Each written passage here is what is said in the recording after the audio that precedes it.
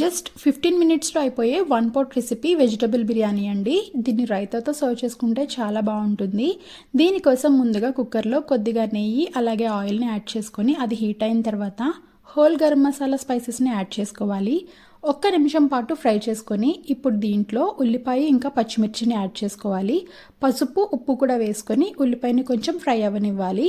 ఇప్పుడు దీంట్లోనే అల్లం వెల్లుల్లి పేస్ట్ వేసుకోవాలి. అది పచ్చివాసన పోయేంత వరకు ఫ్రై చేసుకొని నెక్స్ట్ క్యారెట్, బంగాళదుంప ముక్కలు, బీన్స్, టొమాటో, పుదీనా, కొత్తిమీర కూడా వేసుకొని వెజ్జీస్ 50% కుక్ అయ్యేంత వరకు కూడా ఫ్రై చేసుకోవాలి.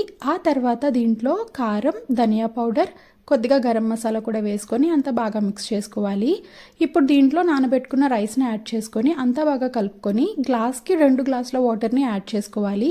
కుక్కర్ మూత పెట్టేసుకొని హై ఫ్లేమ్లో 3 విజిల్స్ వస్తే సరిపోతుంది. మన యమ్మీ బిర్యానీ రెడీ అయిపోయినట్టే.